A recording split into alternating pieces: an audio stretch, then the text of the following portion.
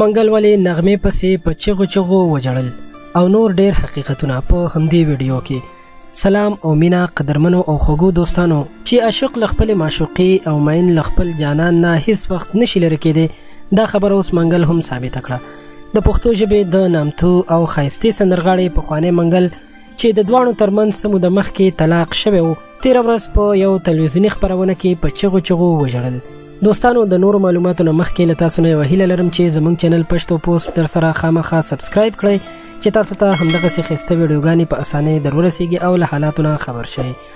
دوستانو منګل په دغه خپرونه کې ځینې شعرونه هم ویلي چې د وروستي شعر پر مهال یې ساه بندیږي او په چغو چغو جاړي، چې دغه ویډیو په ټولنیزو رسنیو کې ډیره وکتل شوه.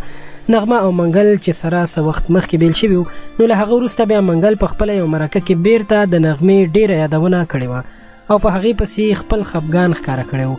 منګل وایي چې نغمې سره مې نن سبا ملاقات نه کیږي، خو یو وخت داسې هم راځي چې موږ دواړه پکې لیدل کتل کوو او هغه دا وخت وي چې کله موږ د لوریانو یا د زامنو کورونو ته لاړ شو او د لمسو سره لیدل کتل کوو نو نغمه هم اتفاقا راشي یا زه هم اتفاقا لاړ شم. منګل په مرکه کې ډیر دردولې او خفه ښکارېدو.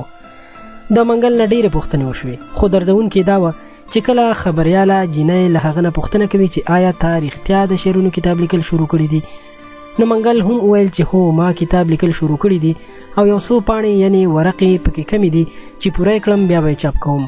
خو منګل چې دغه مرکه کې یو څو شعرونه شریک کړل، په اخري شعر کې ستونی د خفګانه او د ژړا نه بند شو او سلګۍ غوندې وهلې. تالار کې خاموشه خاموشي شوه، خلک ټول غلي شول. داسې ښکارېده چې نغمې ورسره ډېر ظلم کړی وي. د نغمې او منګل د واده ډېر کلونه تیر شوي دي.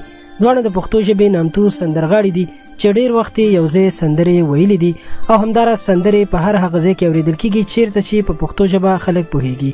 په ټولنیزو رسنیو کې دا موضوع هم لاس په لاس شوې ده. د یوسفزي په نوم یو کس نغمې ته په اشارې لیکلي دي چې سړی د ډېر کړولی دی، د نر اوښکې په اسانه نه راځي. هغه همداراز په خپلو خبرو کې لیکلي چې د منګل د شعر ویلو په وخت کې ستونی ونښتو او سلګۍ ووهلې. ځینې واقعیتونه خپله ځان ښیي. د لومړي ځل لپاره مې منګل په دغه حالت کې ولیدو. د عشق درد یې له خبرو نه ښکارېدو.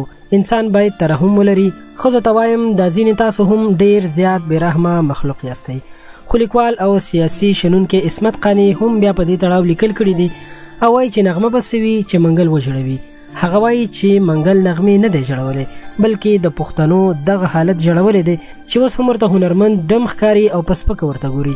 د منګل نه چې کله پوښتنه وشوه چې ته کله د سندرو اړخ ته راتلې نو آیا تا ته کومې ستونزې پېښې شوي، هغه وویل چې ډېر وهل مې پرېښودلي، ډېر پیغورونه مې زغملي او خلکو راپسې خنداګانې کړي، خو ما د چا د پیغورونو پروا نه ده ساتلې او خپل هنر او پښتو سندرو ویلو ته مې وخت ورکړ. خو منګل په دغه مرکه کې ډېر خفه معلومېدو. دوستانو دا خبر تر همدې ځایه مننه د ویډیو د کتلو. مهرباني وکړئ لایک یې کړئ او که ویډیو په اول ځل زموږ د چینل نه ګورئ نو زموږ چینل پښتو پوسټ در سره خامخا سبسکرایب کړئ. ډیره ډیره مننه.